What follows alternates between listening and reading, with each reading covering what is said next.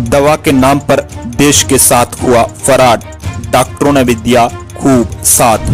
वो दवा के नाम पर बेचता था धोखा, रातों रात बन गया अरबपति।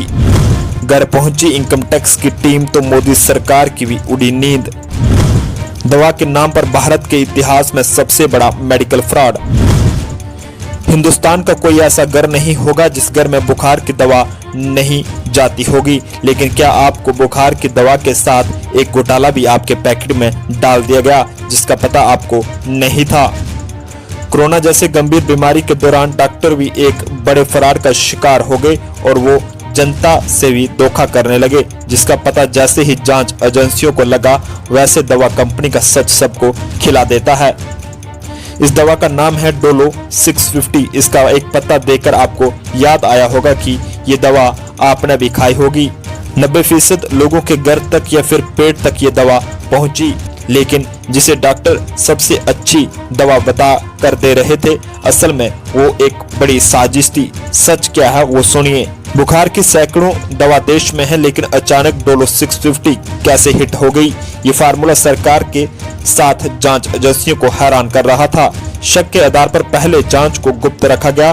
करीब 3 महीने से ये पता लगाया जा रहा था आखिर पूरे हिंदुस्तान को एक साथ धोखा देने वाला इंसान कौन है। फिर पता चला ऐसा कनेक्शन की सरकार भी नहीं समझ पाई। डोलो बुखार और दर्द एक दवा है। दरअसल कंपनी पर आरोप है कि डॉक्टरों को 1000 करोड़ की गिफ्ट का ऑफर दिया गया और डॉक्टरों से टीवी पर, अखबार में और सोशल मीडिया के साथ मरीजों के पर्ची पे डोलो 650 लिखने के लिए कहा गया। जब क्रोसिन जैसी दवा मार्केट में थी तो डोलो कोई नया चमत्कार नहीं था, फिर भी डोलो को ज्यादा बेचने के लिए 1000 का ऑफर काफी होता है। डॉक्टरों को घर घर तक पहुंचाने की सलाह दी गई। यानी अब सीधे शब्दों में समझिए, अगर 10 करोड़ लोगों ने डोलो 650 खरीदी तो एक पत्ते की कीमत 15 रुपए है, यानी 1 अरब 50 करोड़ की दवा कंपनी ने बेच दी। जबकि ये दवा कितने लोगों को बेची गई या कितने लोगों ने खरीदी, इसकी कोई रिपोर्ट सरकार के पास नहीं होगी। मतलब ये खेल करोड़ों का नहीं, हजारों करोड़ का है। अब आपको बताते हैं इनकम टैक्स की टीम कैसे पहुंची उस रहस्यमयी लैब के पास। यहां से तय हुआ पूरे देश को धोखा देने का प्लान। पहले सुनिए छापा मारने वाली टीम का क्या कहना है, फिर आपको बताते हैं वो तरीका जिससे हिंदुस्तान में भी कुछ लोग रातों रात अमीर बन गए। अब बाद में पता चला ये नायक नहीं, असल में देश के असली हलनायक हैं।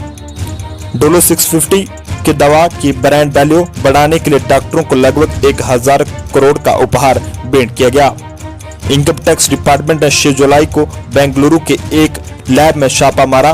तार जुड़ते गए और ये छापेमारी 9 राज्यों के 36 ठिकानों पर हुई। सीबीडीटी ने अपने बयान में ये तक कहा कि दवा निर्माता कंपनी के खिलाफ कार्रवाई के बाद करोड़ों रुपए की अघोषित नकदी और करोड़ों रुपए के सोने और हीरों के आभूषण जब्त किए गए। तलाशी कार्रवाई के दौरान दस्तावेजों और डिजिटल डेटा के रूप में पर्याप्त आपत्तिजनक सबूत मिले और उन्हें जब्त कर लिया गया है। सबूतों से संकेत मिलता है कि समूह ने अपने ब्रांड को बढ़ावा देने के लिए गलत रास्ता अपनाया।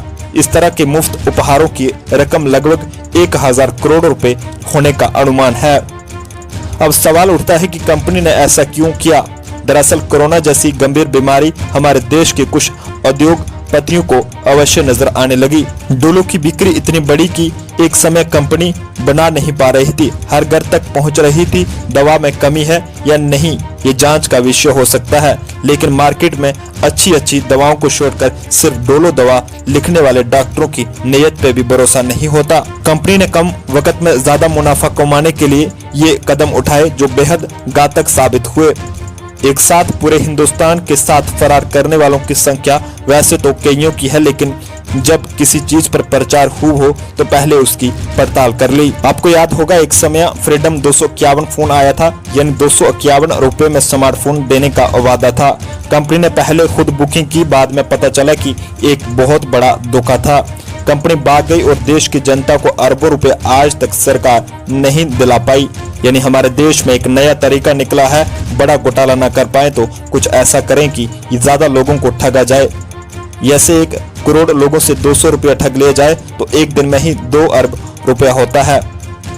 ये फार्मूला डोलो ने अपनाया और यही फार्मूला 251 फोन ने अपनाया। मतलब अगर अब आपको डॉक्टर कहें डोलो लेना तो आप कहना डॉक्टर साहब डोलो मत बोलो, अब कोई और दवा लिख दीजिए, क्योंकि डोलो बनाने वाली कंपनी आंख में धूल झोंक कर अरबों रुपए डकार रही है। अब सरकार रोक भी लगा दे तो कंपनी का मुनाफा बंद नहीं होगा, क्योंकि हिंदुस्तान में जो हिट हो गया उसकी फ्लॉप फिल्में भी कमा लेती हैं। ब्यूरो रिपोर्ट, जम्मू परिवर्तन के लिए नरेंद्र सिंह ठाकुर।